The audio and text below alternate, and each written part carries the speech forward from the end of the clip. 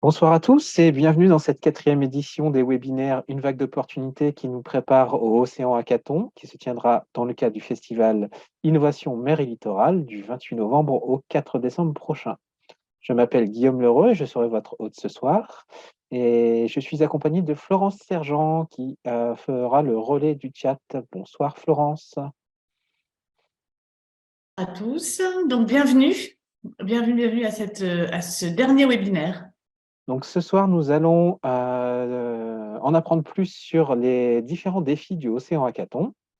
Donc il va y avoir une présentation d'une quinzaine de minutes. Suite à cette présentation, nous aurons un temps d'échange de questions-réponses. Donc n'hésitez pas à poser vos questions directement dans le chat dès qu'elles vous viennent à l'esprit et on les reprendra à ce moment-là. Donc pour poser les questions sur le chat, c'est simple, vous appuyez sur le petit bouton discussion qui se trouve dans le menu de Zoom. Et donc, pour nous présenter ces différents défis, nous avons la chance d'accueillir Édouard Zimny, coordinateur de Cap Numérique French Tech. Bonsoir, Édouard. Bonsoir tout le monde. Merci d'être présent pour ce quatrième et dernier webinaire du Festival Innovation Mer et Littoral. Guillaume, comment veux-tu qu'on travaille? Eh ben, je pense que ça serait bien que tu nous parles un peu de toi en quelques mots. D'où tu viens, que fais-tu, où tu vas, Donc, ce genre de choses. tu veux en savoir des choses. Alors, bonjour à tous. Alors, moi, je m'appelle Édouard Zimny. Je rebranche. Hop, mon câble, sinon je vais vous perdre très vite. Voilà. Alors, je suis originaire de la Côte d'Opale. J'ai grandi ici. Je suis parti pendant plus d'une dizaine d'années de la région pour suivre différentes études et je suis revenu fin des années 2000 sur le Boulonnais spécifiquement. Où j'ai commencé à travailler en lien avec Adrien et Florence que j'ai appris à connaître, notamment sur différents programmes liés au développement de l'emploi, de la formation et du digital. Ce qui nous a permis de développer le premier hackathon sur Boulogne-sur-Mer, qui n'avait pas la même ampleur qu'aujourd'hui. Depuis ces années-là, j'ai intégré la communauté French Tech qui n'existait pas encore, mais Cap Numérique. Je vois que Frédéric Rondeau est là. Frédéric est un ancien président de Cap Numérique. Et Cap Numérique est allé chercher il y a quelques années, en 2019, le label French Tech, justement pour accompagner le développement des territoires de la Côte d'Opale et ses startups. Dans le cadre de Cap Numérique, on connaît très bien le festival Innovation et le hackathon Mer et Océan, puisque on l'accompagne, on accompagne la dynamique depuis ses débuts. Hackathon qui, si vous êtes là, vous intéresse forcément. Alors, je vous rappelle ces dates, hein, ça mange pas de pain, comme on dit. Il se déroule à la fin du festival, du 2 au 4 décembre. Il commence par son ouverture à 18 h le vendredi 2. Alors, avant de vous présenter les différents défis de cette année, qu'on fera, je pense, conjointement avec Adrien et Florence, qui sont, avec Émilie Dufeutrel, les grands organisateurs quand même de toute cette dynamique et de cet événement qui a lieu maintenant depuis 7 ans sur le territoire boulonnais et qui travaille sur une autre envergure aujourd'hui. Je vais vous présenter surtout la dynamique du hackathon peut-être, parce que tout le monde ne sait pas forcément de Je quoi on te parle. coupe deux Oui, petites secondes, je Edouard. m'entends. Avant d'aller plus loin, j'aimerais Oui. que Adrien ou Florence nous disent comment comment sont choisis les défis. Comme ça, après, ça sera plus clair pour tout le monde sur comment fonctionne le hackathon et on pourra plus rentrer dans le détail du contenu, si ça te va bien. Très bien, écoute, on fait comme tu veux.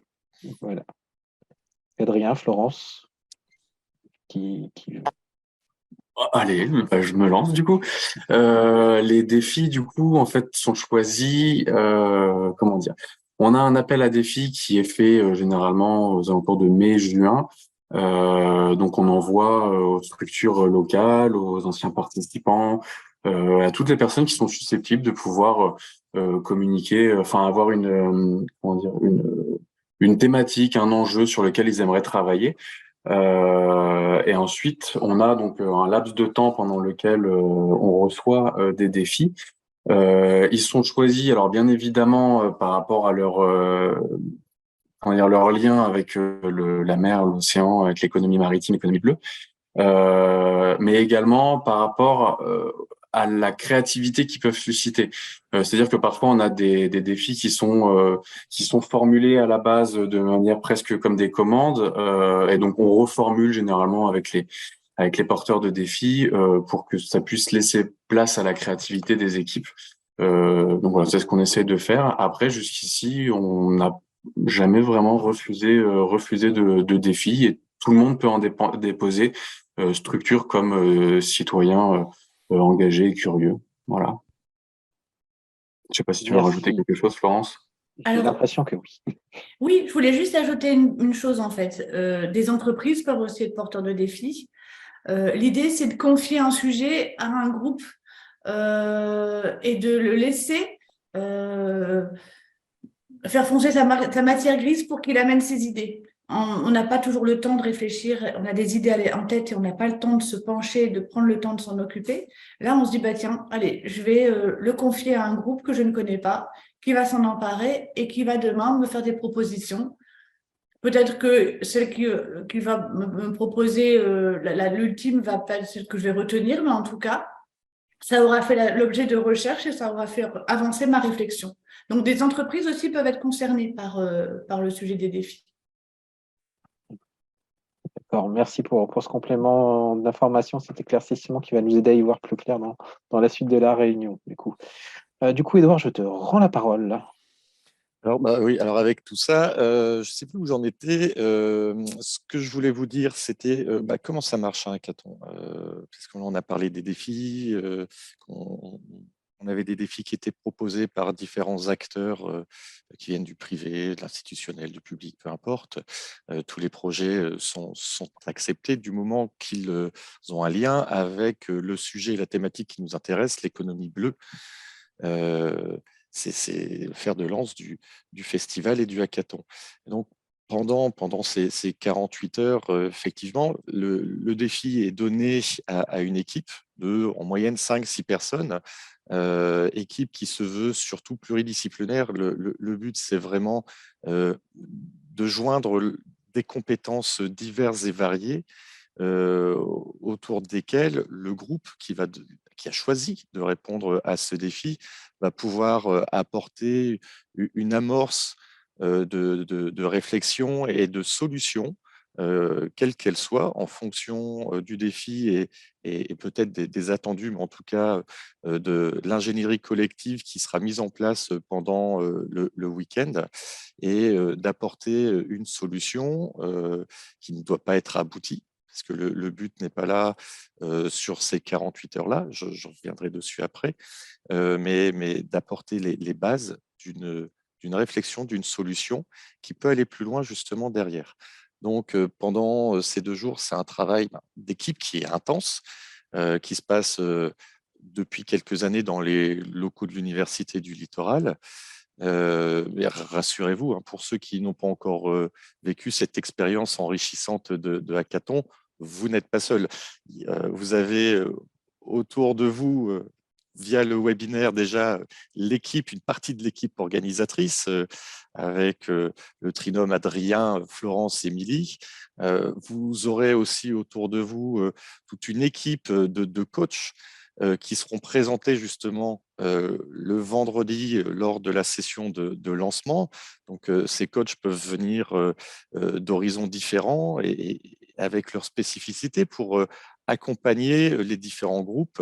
Donc, au-delà des porteurs de défis, vous allez avoir des professionnels du monde de la mer, dans son sens large, des professionnels du digital, notamment des membres de Cap Numérique, et aussi des professionnels de l'accompagnement de projets sur toutes ces facettes. Donc, vous ne serez jamais seul, vous aurez toujours quelqu'un, vous pourrez lever la main et puis poser quelques questions que ce soit, et vous trouverez normalement la réponse à vos questions. À côté des personnes physiques qui seront présentes, vous me dites si je me trompe, mais tous les défis ou la plupart des défis sont associés de jeux de data, de données, qui vont vous permettre justement, au-delà du benchmark que vous allez mettre en place, pouvoir travailler cette approche technique ou de développement d'une application digitale, par exemple, avec les données qui seront mises à disposition pendant le défi. L'organisation, vraiment, elle est au top. C'est un événement qui a grandi depuis 7 ans maintenant et qui aujourd'hui a atteint une taille de croisière qui est la bonne pour tant pour les défis et leurs réponses que pour les participants, puisque ça fait quelques années déjà que des solutions, des réponses aux défis qui ont été proposés sont accompagnées par différents partenaires du territoire. On a la chance d'avoir au sein de Nausicaa le Blue Learning Lab, donc un incubateur dédié à l'économie bleue qui accompagne des projets structurants, innovants sur cette thématique-là. On a toujours cette équipe de Boulogne Développement qui, autour de la table, va aller chercher les experts qui seront les plus à même d'accompagner les différents défis. Pour exemple, et là je laisserai peut-être Florence, Adrien en dire 2 mots, les vainqueurs du hackathon de l'année dernière ont participé à la finale internationale, puisque, petit aparté, oui, le hackathon mer et littoral de Boulogne-sur-Mer fait partie depuis 3 ans maintenant d'une dynamique à portée internationale, le Ocean Hackathon, qui permet, suite au hackathon de Boulogne, aux vainqueurs présents sur Boulogne, de participer à la finale internationale. Je pense que cette année, c'est en janvier 2023. Ça se déroule à Brest, comme tous les ans, puisque c'est Brest qui a la genèse de tout ça, et qui permet, comme au hackathon de Boulogne, de gagner un prix, mais surtout d'avoir une visibilité vraiment accrue du projet qui est porté. Donc, si Adrien, tu peux dire, ou Florence, 2-3 mots sur ce défi-là, sur le projet qui était porté et où ils en sont peut-être aujourd'hui, ça peut donner un peu de consistance, justement, d'intérêt à venir participer au hackathon, puisqu'il y a des débouchés au-delà du hackathon. Le but est bien d'aller plus loin et d'accompagner les projets. Oui, alors le projet, comme tu le disais, a été le projet donc, de l'année dernière qui traitait de valorisation de bateaux de plaisance en fin de vie dans les ports, a fini 3e d'un concours international organisé par Respect Ocean, qui est une association internationale de protection de nos océans. Et aujourd'hui, il continue son chemin, puisque l'ADEME a trouvé ce sujet fort intéressant et il répondait à un vide aujourd'hui, il n'y avait pas de solution qui existait pour notamment sortir les bateaux de l'eau et les amener jusque l'entreprise de démantèlement. Donc, on voit que ces projets qui sont… Alors, c'est une petite ville, Boulogne. C'est vrai que Édouard a raison, on s'est organisé en tout cas avec beaucoup de bonne volonté des partenaires et de l'équipe. Tous sont là dans une volonté réelle de contribuer, d'amener leur pierre à l'édifice. Donc, c'est vrai que c'est vraiment intéressant. On a tout un réseau, les uns les autres, et chacun est prêt à œuvrer pour pousser les projets, pour les amener à grandir. Donc, après, il faut que l'équipe soit volontaire. Si l'équipe n'est pas volontaire, ne souhaite pas poursuivre, on respecte ce choix et on confie les travaux aux porteurs. Mais en tout cas, c'est vrai qu'on a eu 2 projets. Donc, il y en a un précédent, enfin, je ne vais pas prendre la parole trop longtemps, mais qui a aussi fait l'objet d'un développement et qui existe aujourd'hui, qui est une appli en fait pour les pêcheurs. Celui-là est allé jusqu'au bout de l'histoire. Donc, non, effectivement, Édouard, je te rejoins dans le fait qu'on met tout en œuvre pour que pour que si les équipes le souhaitent, elles puissent continuer leur aventure. Merci Florence. Et ça, c'est super. Alors, je vais revenir juste sur un côté perso peut-être pour ceux et celles qui se disent aujourd'hui, je veux peut-être y aller, je ne sais pas comment on fait. Nous, dans le cadre de Cap Numérique, on a accompagné différents événements, et notamment celui de Boulogne en tant que coach. Pour ma part, moi, j'ai aussi participé 2 fois à des hackathons en tant que participant pour voir aussi comment ça se passait, comment on ressentait l'ambiance de ce côté-là. Et c'est toujours des événements qui se passent dans l'extrême bonne humeur. On a accompagné en permanence, comme je vous le disais. En plus, ce qui est génial, c'est que on est nourri, logé pour la plupart du temps. À Boulogne, c'est le cas cette année encore. On est presque blanchi même, c'est ça qui est top. Donc, on est pris en main pendant les 48 heures et on a juste une chose à faire, c'est ou de constituer une équipe, ou si on vient en solo, d'intégrer une équipe. Et ça, Adrien, Florence et Émilie feront tout pour vous mettre dans l'équipe qui vous intéresse le plus ou qui vous correspond le plus dès le vendredi soir. Donc, aucune crainte à avoir à ce niveau-là, bien au contraire, c'est des moments hyper enrichissants où, que ce soit dans le cadre d'un projet scolaire, universitaire ou professionnel, on a toujours ce besoin de travailler en équipe avec des gens qu'on ne connaît pas ou des profils qui sont différents des nôtres. Et ça, c'est vraiment hyper enrichissant. Et au-delà de ça, ça permet aussi de se construire un réseau hyper important parce que de nombreux professionnels de la thématique sont présents sur ces 48 heures et ça peut toujours amener de nouvelles débouchés, opportunités ou voilà, de projets. Et dernière chose que je voulais dire là-dessus aussi, et je viens de le perdre, qui était le troisième point que je trouvais hyper intéressant. Et ben je l'ai perdu. Non, si, c'est que voilà, on a toujours une présentation à faire. Ce qu'on appelle aujourd'hui les pitchs et les hackathons, et notamment le hackathon de Boulogne, sont des terrains expérimentaux pour ceux et celles qui veulent s'essayer justement au pitch, à la présentation d'un projet. En plus, là, sur lesquels on n'a pas forcément la main parce qu'on le découvre 48 heures avant. Donc, vous êtes formé à cette présentation très courte de projet. Et c'est vraiment pour moi un accès à l'expérimentation de ce type de présentation qui aujourd'hui est monnaie courante dans tous les développements de projets qu'on connaît. Et le mieux à faire, je pense, pour s'y essayer, c'est de venir participer au hackathon. Et eh bien, vous allez voir là dans quelques instants qu'il n'y a pas que les participants au hackathon qui doivent s'adonner, s'exercer justement à cette notion de pitch, puisque a été demandé cette année aux différents porteurs de défis. Si vous êtes allé voir sur le site du Festival Innovation Mer et Littoral, vous les avez découvertes. On leur a demandé de pitcher justement leurs défis en 3 minutes, comme vous allez certainement avoir le droit le dimanche 4 décembre, mais en à peu près 1 minute. Alors, ils ont un peu triché parce qu'il y a un montage vidéo qui a été fait derrière, mais en 1 minute, on leur a demandé de présenter leurs défis qui sont assez conséquents pour la plupart.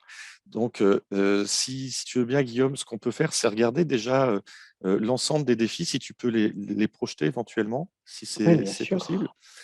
Comme Tout ça, à fait.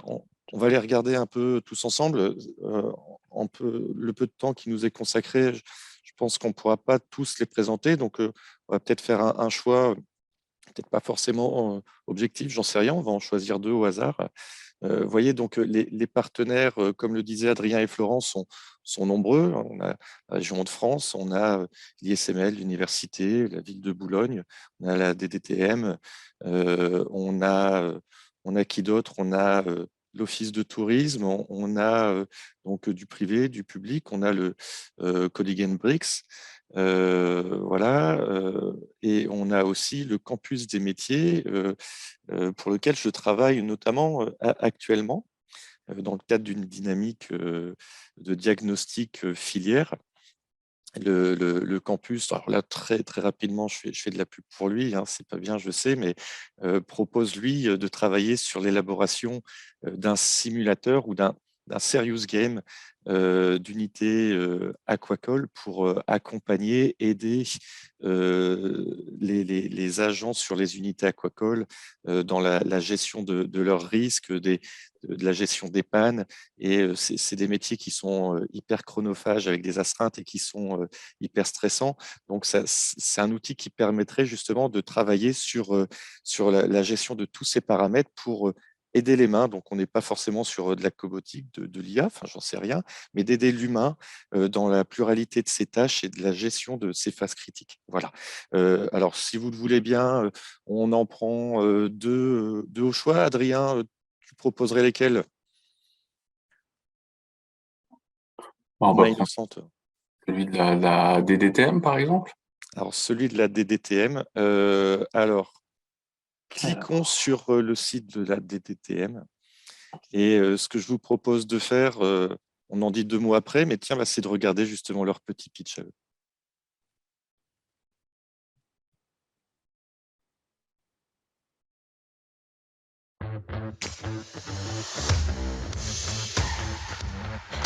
Bonjour, je m'appelle Stéphane Brimeux, je suis responsable du service des affaires maritimes et du littoral donc au sein de la DDTM, Direction départementale des territoires de la mer. Le défi que je propose, c'est d'avoir un support qui permette de récupérer toutes les informations de notre littoral, aussi bien terrestre que maritime, pour un public venant de l'extérieur. On pourrait avoir des informations type concession de plage, sentier du littoral, ouverture des gisements de coques, de moules par exemple, et toutes les informations économiques et valorisation du patrimoine au sein de ce support. J'attends des équipes effectivement qui puissent nous fournir un support simple, pédagogique, permettant de valoriser notre littoral en récupérant le maximum d'informations sur tous les sites qui existent. Merci de votre énergie et de votre participation pour concrétiser ce projet.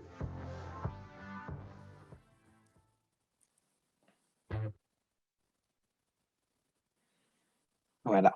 Voilà, bon, vous voyez, le travail qu'on leur a été demandé était long, mais en fait, la restitution est très courte. Alors, qui veut dire 2 mots sur ce projet, s'il y a quelque chose à compléter de ce qui a été dit, peut-être en termes de données, d'attente, voilà, ou de type d'outils à créer. Est-ce qu'on peut donner de ces données-là ou est-ce qu'on les garde pour le 2 au soir? Juste un petit mot là-dessus. C'est vrai que c'est un défi qui peut être assez intéressant. Je pense par exemple à des profils développeurs, mais pas que. Mais si je pense à des profils développeurs, c'est parce qu'en fait c'est un défi pour lequel il y a énormément de data. Voilà, il y a beaucoup de jeux de data qui vont être ouverts pour le temps du week-end. Donc voilà, s'il y a des bidouilleurs qui veulent mettre les mains là-dedans, il y a moyen de s'amuser, quoi. Tac, alors, allez, où je suis? Alors, toutes les thématiques sont importantes, voilà, et je vais peut-être en prendre une qui est en lien avec la gestion des déchets, donc peut-être celui de l'ISML pour la création d'un outil de sensibilisation.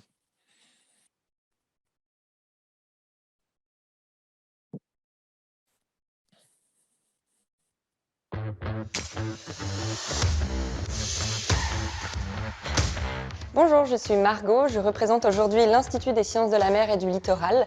C'est une composante de l'ULCO qui a pour but de valoriser les sciences de la mer.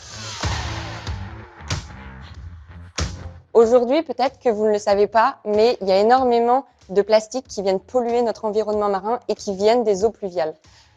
Aujourd'hui, il faut qu'on trouve une solution, il faut qu'on arrive à les analyser, les quantifier pour sensibiliser et protéger notre environnement. On attend qu'ils nous mettent en place une méthodologie et vraiment une réflexion globale à ce sujet. Le but, c'est vraiment de quantifier cette problématique et de trouver des solutions pour sensibiliser la population. Tout simplement, passez un super week-end, travaillez bien et puis toute l'équipe de l'ISML est derrière vous.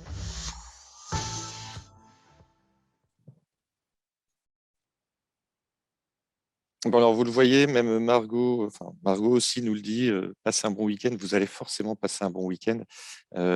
Donc là, ce défi, on est sur un défi qui a son importance en termes de gestion des pollutions plastiques.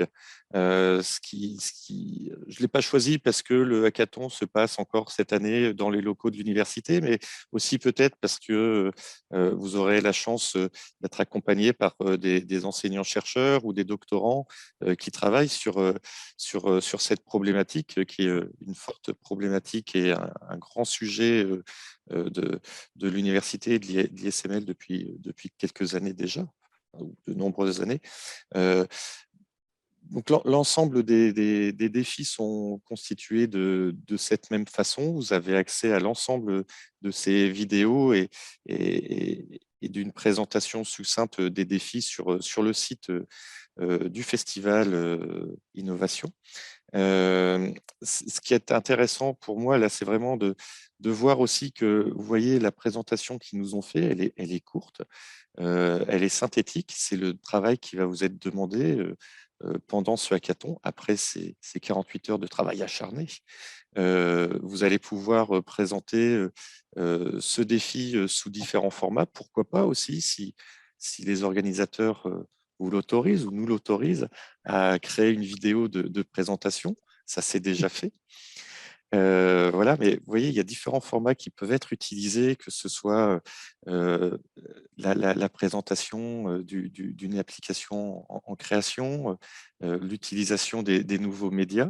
En plus, la présentation des défis sera diffusée en ligne sur YouTube via le site du hackathon. Donc, ça pourra permettre aussi de faire connaître le travail que vous aurez réalisé pendant ces 48 heures.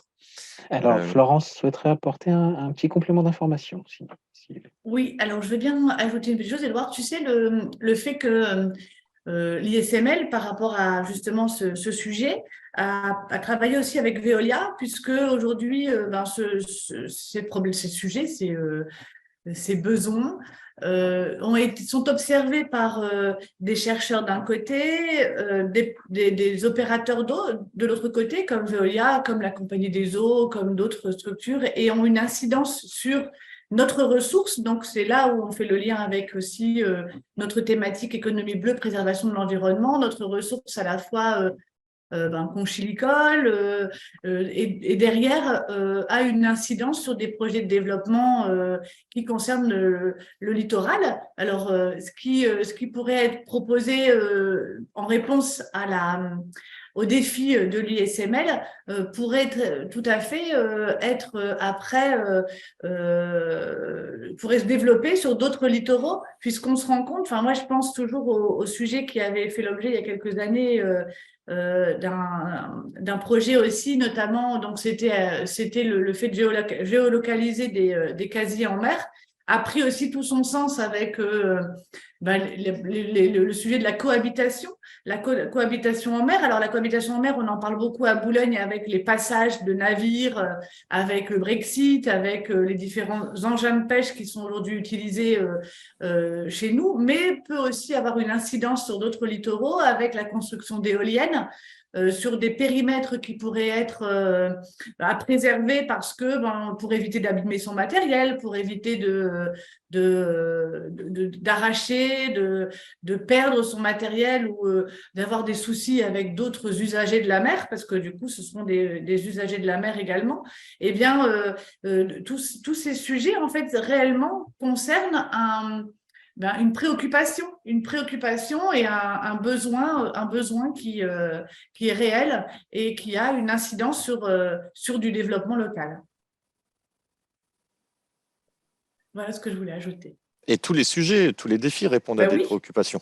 Mais voilà, et c'est ce que je voulais dire. C'était l'exemple que tu as pris là et qui permet aussi de d'expliquer aux participants qu'ils peuvent après être aussi partagés sur tous les littoraux de France et d'outre-mer.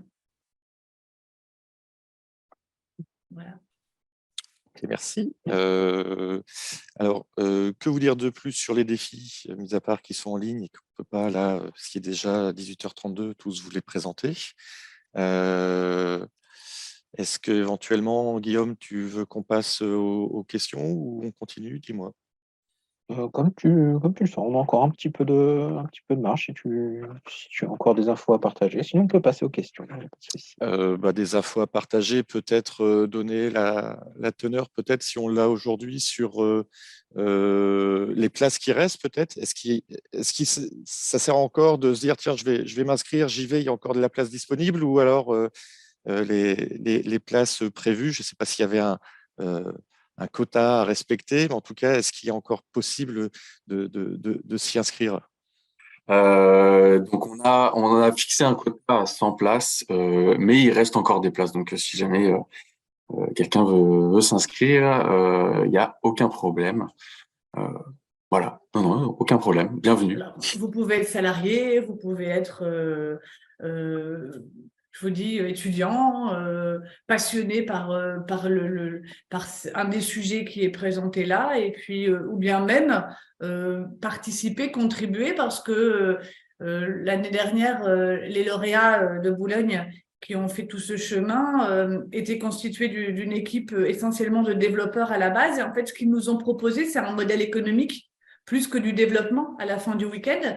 Donc, alors qu'au départ, ils étaient venus pour s'exercer au développement. Alors, ça s'est limité pour eux à quelques pages de présentation avec des idées qui étaient reprises sur ces pages, mais ça peut être très bien fait via un PowerPoint si on n'a pas les compétences en développement. Mais en tout cas, l'équipe avait surtout évoqué des perspectives donc de modèles économiques qui pourraient répondre au sujet qui était proposé. J'ai une question. C'est moi qui pose la question, tiens. Pendant le hackathon, est-ce qu'on a le droit, je ne sais pas, des webinaires, des petites formations, des masterclass? Est-ce qu'il y a quelque chose de programmé cette année? Est-ce que c'est encore en programmation? Bien sûr. Alors il y a encore des choses en programmation. Enfin, on voudrait rajouter quelques petites surprises, mais en tout cas pour l'instant, ce qui est sûr, c'est qu'il va y avoir donc une masterclass sur le Lean Canva. Donc, si jamais vous connaissez pas le Lean Canva, eh ben, je vous en dis pas plus et vous découvrirez ça à la masterclass. Donc, ce sera le samedi matin à 11h. Après, sinon, pendant tout le Océan Hackathon, comme tu le rappelais, Edouard, hein, il y aura des coachs qui seront là pour répondre aux questions, faire prendre aussi en compétences. C'est là aussi tout l'intérêt. Et sinon, après, je me souviens plus de tout ce que tu demandais. C'était ça, voilà, c'était ça. Okay, Est-ce qu'il y avait, voilà. alors, il y a des surprises, mais est-ce qu'il y Oui, avait il y déjà aura une préparation au pitch aussi, bien évidemment. On va pas vous lâcher dans la nature comme ça, hein. Il y aura une préparation au pitch pour justement comment aller à l'essentiel en si peu de temps et du coup éviter aussi les pertes de temps. Par exemple, comme ce que je suis en train de faire en faisant ça c'est on évite. Voilà, plein de choses. Donc Voilà, effectivement, la formation au pitch, ça vous permet de supprimer tous ces petits mots parasites ou ces biais de langage qu'on peut avoir qui font perdre du temps, qui ne nous permettent pas d'être synthétiques et hyper compréhensibles en 3 minutes de temps. C'est ce que nous, on ne fait pas là en ce moment, mais voilà, c'est ce que vous êtes amené à faire pendant ces 3 minutes de présentation. Le Lean Canva, sans trahir quoi que ce soit, hein, ou divulguer quoi que ce soit, c'est une présentation, je pense, qui va vous être amenée en tout début de hackathon parce que c'est un modèle de travail qui va vous permettre justement de travailler rapidement sur le concept que vous allez amener. Voilà, j'en dis pas plus, mais très basiquement, ça va vous servir à ça. Et une demi-heure, 1 heure pour comprendre comment ça fonctionne, c'est super intéressant. Moi, j'ai envie de dire juste un dernier truc avant peut-être qu'on passe justement à la suite. C'est que le hackathon, comme on l'a dit, ça s'inscrit dans une dynamique plus large qui est le Festival Innovation. Et en amont du hackathon, toute l'équipe organisatrice et les partenaires ont mis en place des ateliers et une conférence, notamment jeudi soir prochain. Je pense qu'il reste encore des places dans les uns ou les autres. Alors, pour peut-être vous acculturer pour certains ou aller plus loin dans la connaissance ou en tout cas participer, n'hésitez pas à regarder à quel moment ça se passe et venir participer à ces différents échanges avec des experts sur l'ensemble des thématiques proposées qui vont amener un regard vraiment intéressant sur l'ensemble des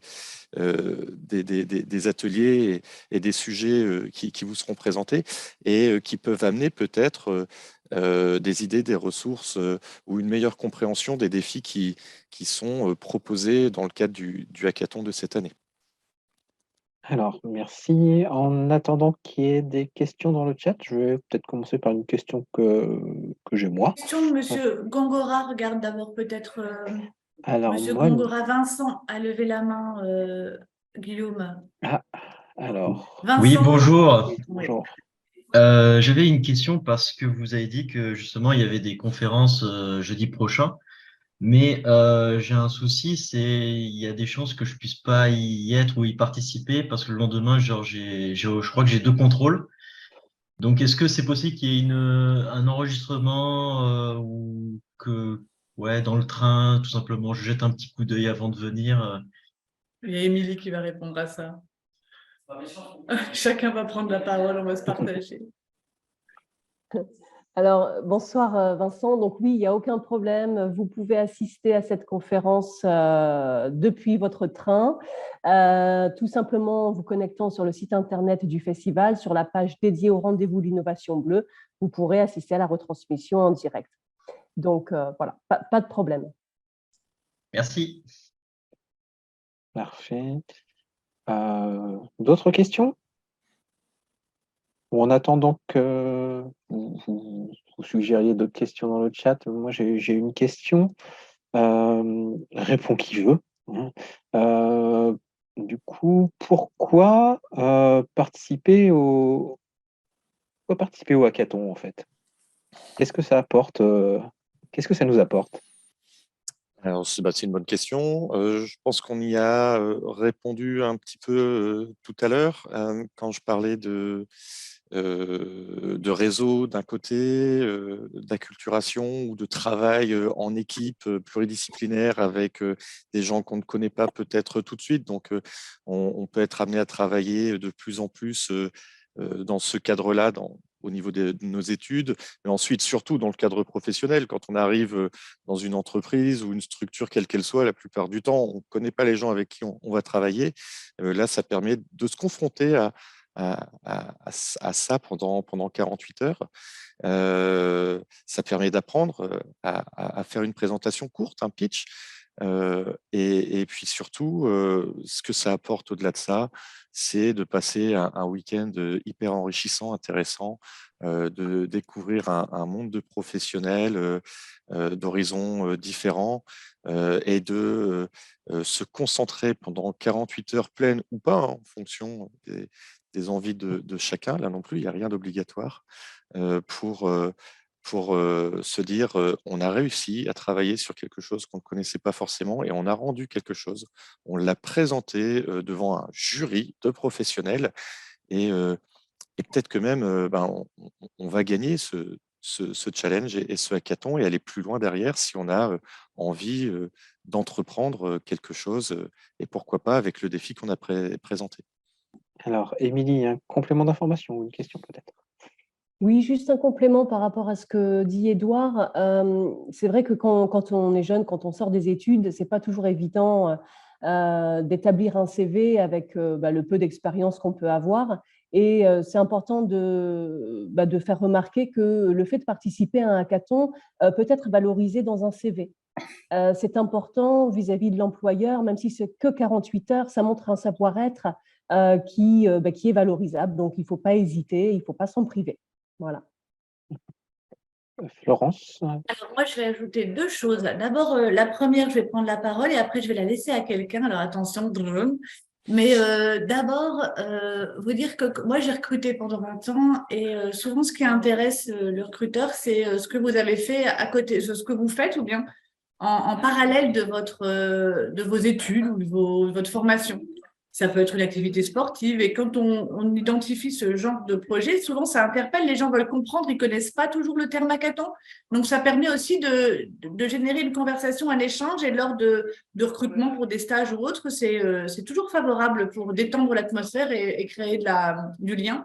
Et puis maintenant, attention, je vais demander à Camille, parce que j'ai vu que dans le groupe, il y avait Camille qui était là. Alors, excuse-moi Camille, voilà. Mais Camille a déjà participé au hackathon.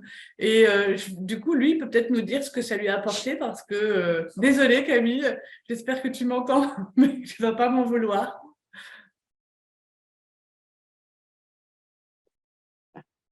Tu acceptes de répondre, Camille, ou est-ce que ça t'embête? J'ai vu que tu avais remis ton son, mais je ne t'entends pas. Et nous ne t'entendons pas. Alors, il y a Anaël dans le pitch, du coup, je suis dans le chat, qui dit que les capacités en informatique codage sont-elles nécessaires pour tous les projets ou certains couvrent-ils un champ suffisamment large pour ne pas pénaliser quelqu'un qui ne sait pas coder? Alors, moi, je peux répondre à ça puisque l'année dernière, les lauréats n'avaient pas utilisé leurs compétences en code. Donc, ils n'ont pas codé, alors que départ, et pour le coup, ils pensaient avoir recours à leurs compétences en codage. Donc, voilà. Si tu souhaites, Anaël, d'autres précisions, n'hésite pas. Donc, ça ne va pas pénaliser une équipe de ne pas savoir coder. Et puis, est-ce que vous êtes une équipe complète, Anaël, ou pas? Peut-être que… Anaël, tu peux prendre la parole, hein, pour faciliter l'échange. Plus simple. Oui. Non, du coup, moi, je suis une étudiante. J'ai vu ça par mon école, donc, qui a envoyé les liens, et je suis quelqu'un. En fait, je suis dans une école d'agronomie, donc c'est pas vraiment le sujet de base, ce que j'apprends. Mais je suis très intéressée par le thème de la mer, donc ça me bottait bien, on va dire. Mais du coup, c'est ça, je me suis inscrite quand même, mais je me suis retrouvée un peu démunie parce que j'ai eu des bases de codage pendant mes premières années en classe préparatoire, mais pas suffisamment pour me sentir complètement à l'aise. Donc j'ai un peu peur, quelque part, de me retrouver et de ne pas savoir quoi faire ou comment aider. Mais si après vous dites que c'est pas un souci, je fais confiance pour tester. Alors, une question que j'ai reçue lors des inscriptions et qui va peut-être en complément de l'interrogation d'Anaël, j'ai eu comme question de savoir comment se fait la formation des équipes. Il y a des personnes qui s'inscrivent mais qui ne connaissent personne au hackathon, ils ont un peu peur de comment ça va se passer. Donc, comment on peut les rassurer? En fait, bon, déjà de base, il y en a qui s'inscrivent en équipe, donc on essaie de pas déconstruire les équipes, bien sûr. Après, il y a effectivement pas mal de personnes qui s'inscrivent seules. Donc, ce qu'on fait déjà, c'est que on essaye de les regrouper par rapport à leur choix. Parce que quand les personnes s'inscrivent, on leur demande choix numéro 1, choix numéro 2, choix numéro 3 au niveau du défi. Donc, on essaie de respecter le choix numéro 1, donc le défi préféré, et de constituer du coup une équipe en fonction de leur défi préféré. Les équipes sont du coup, ce genre d'équipe est constituée généralement quelques jours avant ou le soir même. Ça dépend du nombre de personnes sur le défi en l'occurrence. Et ensuite, on présente, on fait les présentations. C'est un petit peu un speed dating, hein, du coup. On fait les présentations directement dessus et ça se passe très bien. Enfin, l'année dernière, par exemple, justement, l'équipe lauréate, c'est l'équipe de tous les exemples. L'équipe lauréate, il y avait une chef de projet qui connaissait personne et qui arrivait justement dans cette équipe, à laquelle on a aussi greffé un étudiant en agro qui connaissait personne non plus. Et en fait, wow, en une heure, tout le monde se connaissait, ça se passait très bien et voilà, c'est aussi l'avantage de passer 48 heures ensemble, c'est que bon, les présentations se font quand même très rapidement et la gêne part aussi très rapidement. Je vais peut-être laisser. Là, Camille, son micro fonctionne à nouveau, donc si tu souhaites parler, Camille, parce que tu. Voilà, je te laisse la parole. Ça marche toujours pas. Bon, Camille, on a échangé dans le chat. Il me disait que son micro était désactivé. Et là, il me dit c'est bon maintenant, il fonctionne. Mais apparemment. Le temps que Camille réintègre, réussisse pas, à nous parler. Oui, c'est ça. Moi, je reviens juste sur les propos et l'exemple qu'a présenté Adrien et puis les interrogations d'Anaël. Je pense que vous serez d'accord pour dire avec moi, sauf si je me trompe, qu'il n'y a pas d'équipe idéale, mais s'il devait y en avoir une, c'est pas forcément et pas du tout même une équipe exclusivement de codeurs. Quand on parle d'équipes justement pluridisciplinaires, on a des projets qui sont totalement différents, qui font appel certes parfois à du développement digital, mais pas forcément. Et donc, si on a d'un côté une chef de projet expérimentée, c'est top. Si on a un infographiste d'un côté pour gérer la présentation, c'est bien aussi. Un communicant qui va peut-être prendre la parole plus que les autres, un économiste, un juriste, des développeurs, oui. Des gens qui sont spécialisés dans l'agronomie, dans l'halieutique, dans l'aquaponie, pourquoi pas aussi. On n'a pas de thématique aquaponique aujourd'hui, mais ça pourrait venir l'année prochaine ou une autre année. Tous les publics sont et tous les gens de tous les horizons sont les bienvenus. C'est le but de cet exercice-là. Et une équipe de travail riche en compétences pourra justement dégager, sortir, réaliser un projet qui sera mené de bout en bout et pas simplement avec du codage.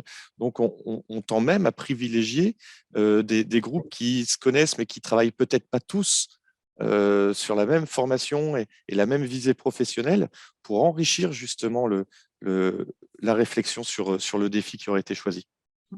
Merci, Edouard. On va réessayer avec Camille. Excuse-moi, juste parce qu'il m'a dit qu'on peut essayer. Il va essayer.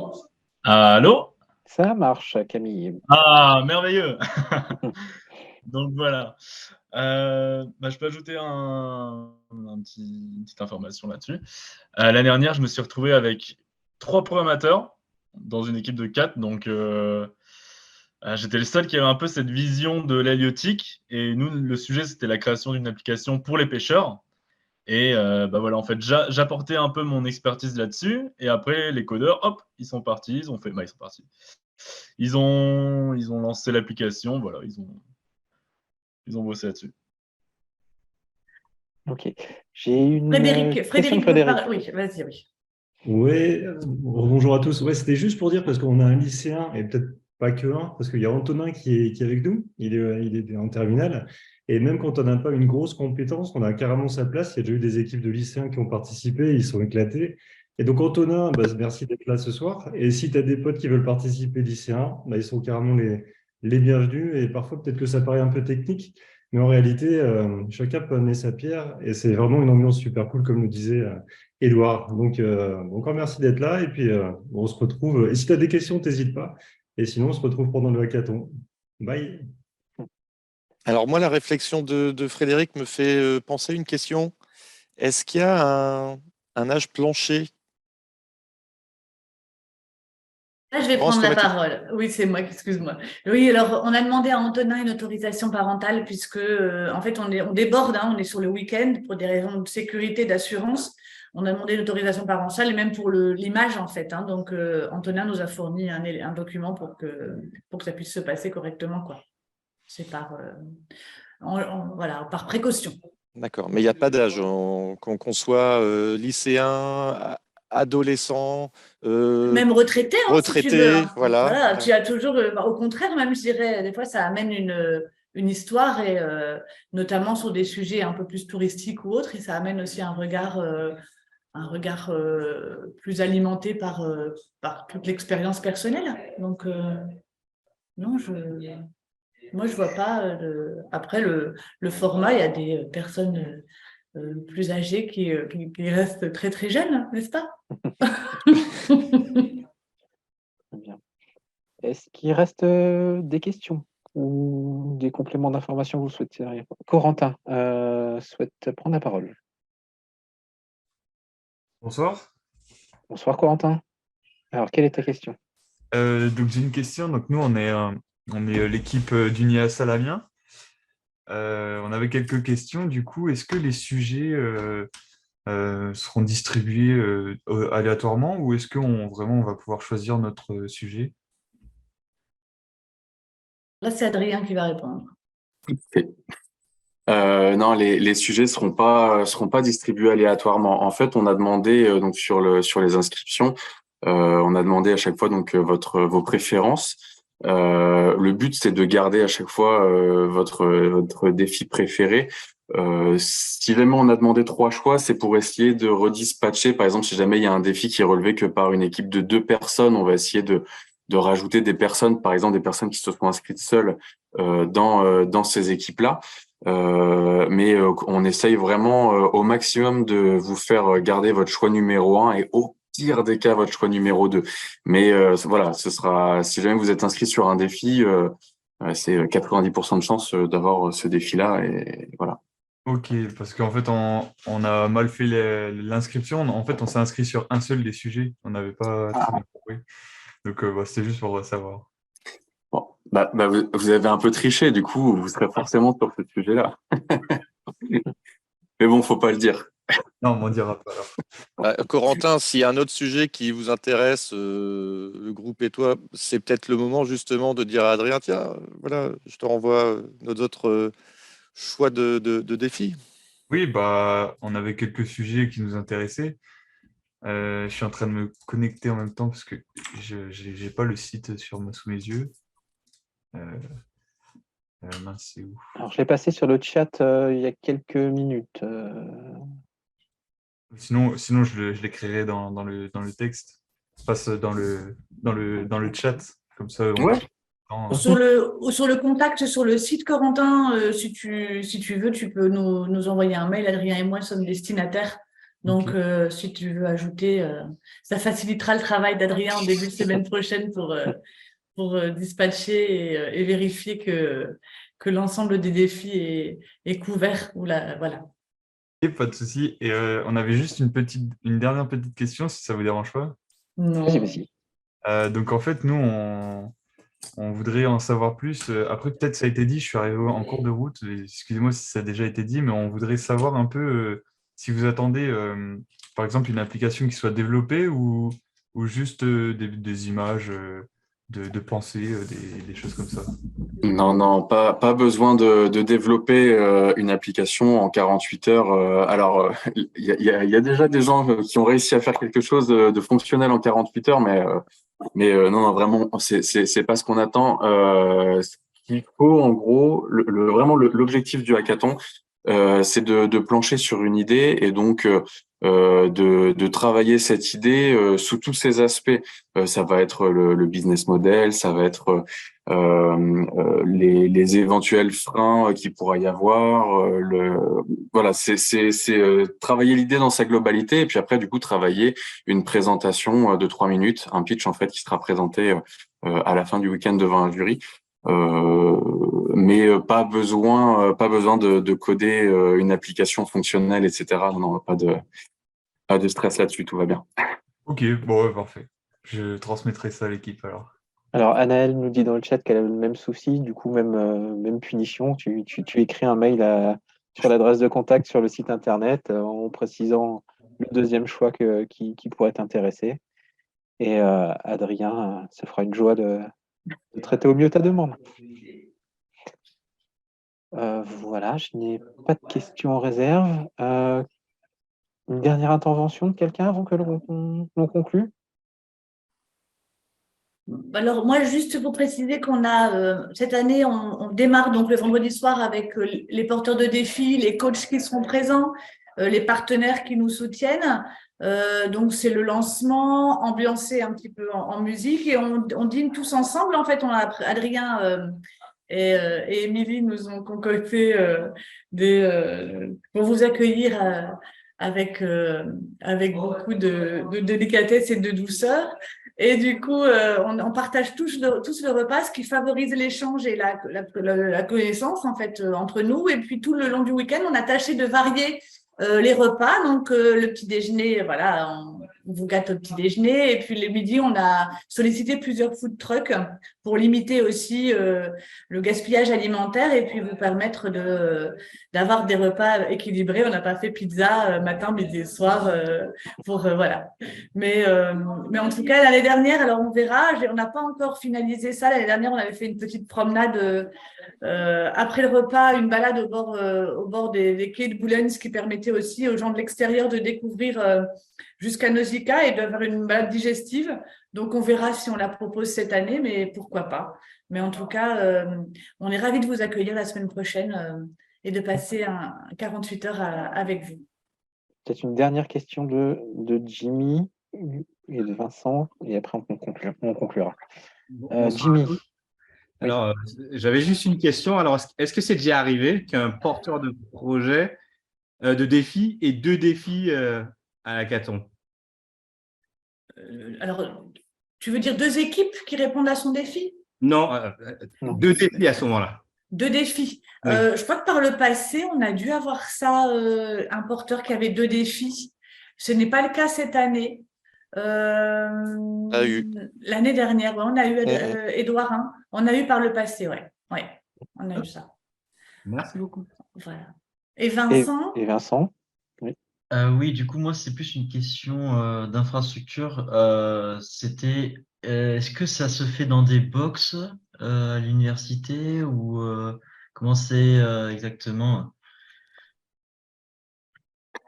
Au niveau infrastructure, en fait, ça se fait donc dans les salles de classe. On a réservé, je ne sais plus si c'est 5 ou 6 salles, c'est des grandes salles, hein. Et en fait, on a donc des îlots de travail en fonction de la taille des salles, un certain nombre d'îlots de travail qui sont en fait ni plus ni moins des tables avec des chaises autour qui sont alimentées au niveau électrique. Mais bon, par contre, on essaie de pas mettre trop de monde dans les salles pour le bruit. Donc, on essaie de dispatcher au maximum les équipes dans toutes les salles.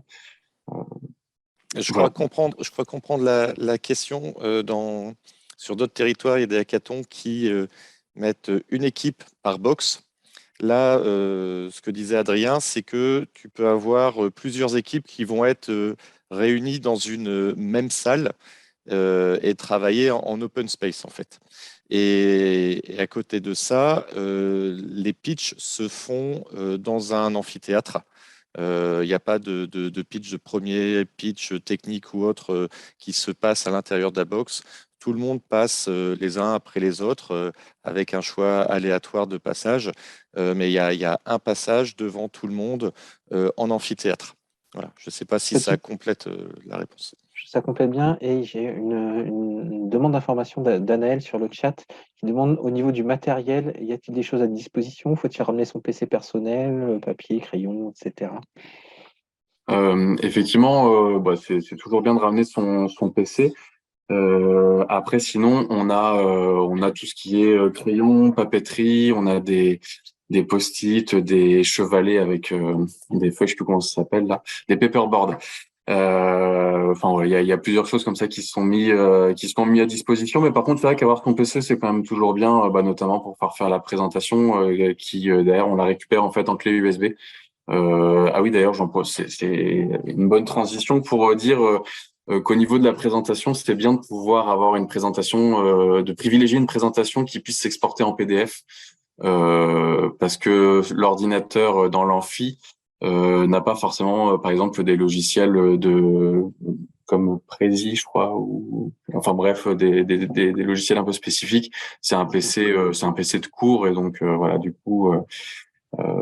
Voilà, privilégier le PDF pour éviter d'avoir un bug au moment de votre présentation. Voilà. Et Vincent qui demande s'il y a des tableaux blancs. Donc j'imagine dans une salle de classe, il doit y en avoir, mais il y a aussi la solution paperboard du coup. Voilà. Bon, très bien.